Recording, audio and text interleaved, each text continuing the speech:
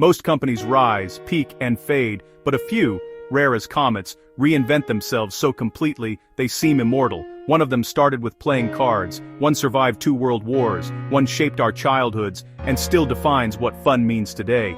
This is the story of Nintendo. The company that turned failure into creativity, and imagination into power. In 1889, Kyoto was a city of temples, merchants, and tradition. A craftsman named Hiroshi Yamauchi began painting handmade Hanafuda, Japanese flower cards used for gambling. He named his company Nintendo Kopai. The name meant leave fortune to heaven. But heaven had little mercy on entrepreneurs. For half a century, Nintendo sold playing cards. When gambling was banned, the business nearly collapsed. But the Yamauchi family adapted, licensing characters like Mickey Mouse to make family-friendly decks. It wasn't glamorous, but it kept the lights on. In those fragile years, Nintendo learned its first rule of survival. When luck disappears, reinvent the game. When the founder's great-grandson, Hiroshi Yamauchi, took over in 1949, he was only 21, young, untested, and feared by his employees. He fired anyone who doubted him, modernized production, and renamed the company Nintendo Kodan Loleti. But Yamauchi wasn't satisfied with cards. He wanted to create a brand that defined entertainment. Nintendo tried everything, none of it worked, until a quiet engineer named Gunpei Yokoi appeared. Yokoi, a janitor-turned-tinkerer, loved building mechanical toys. One day Yamauchi noticed him playing with a telescopic arm. It became the Ultra Hand, Nintendo's first hit toy. Yokoi's philosophy changed Nintendo forever. Lateral thinking with withered technology. Meaning, use simple tech in new ways to surprise people. That idea would become Nintendo's secret weapon for the next 70 years. As the 1970s arrived, the world discovered a new obsession: video games, Pong, Space Invaders, arcades filled with lights and sounds. Nintendo joined the race, first with electronic toys, then arcade machines. Gunpei Yokoi's Game & Watch became a revolution. Portable, elegant, fun. Each one sold millions. In 1981, Nintendo launched Donkey Kong, designed by a young artist, Shigeru Miyamoto. It introduced Jumpman, later renamed Mario. It was a hit. But then, the world crashed. Cheap consoles flooded the market, quality vanished, Atari collapsed, game stores went bankrupt. The world declared, video games are dead. Nintendo disagreed. In 1983, Nintendo released the Family Computer, or Famicom, in Japan. Bright red and white, cheerful and reliable. 2 years later, it arrived in America as the Nintendo Entertainment System, NES. The word console was gone. To avoid the stigma of video games, Nintendo sold it as an entertainment system. It came with one game, Super Mario Bros. And history changed overnight. Simple, magical, endlessly replayable, Super Mario Bros. Became a global phenomenon. Nintendo resurrected the entire industry. Their genius wasn't just fun, it was control. They created a seal of quality. Every game had to be approved by Nintendo. Developers couldn't flood the market with junk. It was strict, even ruthless, but it saved the industry from another crash. By 1989, Nintendo controlled over 90% of the video game market. Their next mission? Own the future.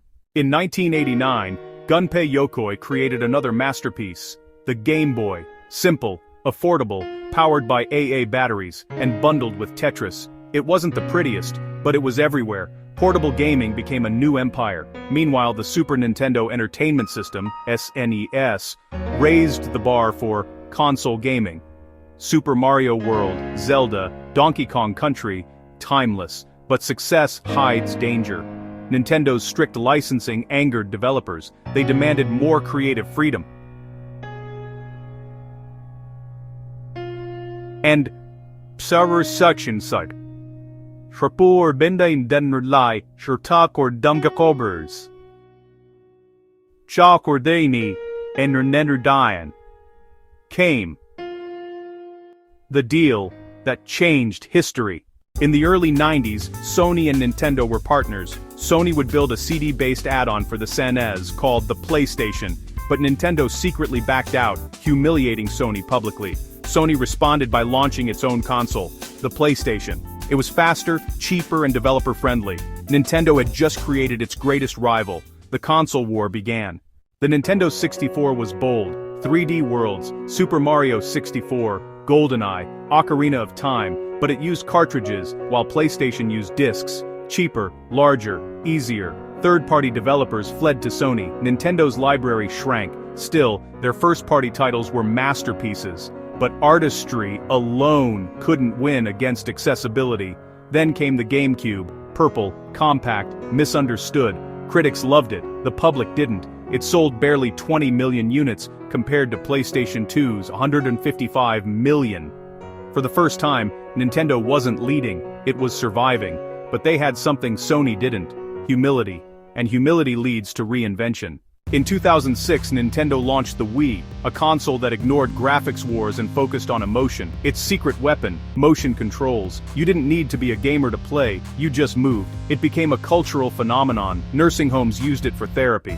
Families played together after dinner. 100 million units sold. Nintendo had done the impossible. They expanded gaming to everyone.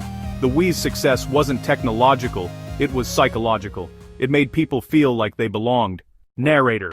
After the Wii, Nintendo tried to innovate again, but this time, the message failed. The Wii U looked like a tablet. Many thought it was just an accessory for the Wii. Developers were confused. Consumers were confused. Even marketing couldn't explain it clearly. Sales plummeted. Nintendo lost billions. President Satoru Iwata cut his own salary in half, refusing to fire staff. He said, "If we sacrifice our employees for profit, we lose the heart of Nintendo." That heart would soon save them. In 2017, Nintendo launched the Switch.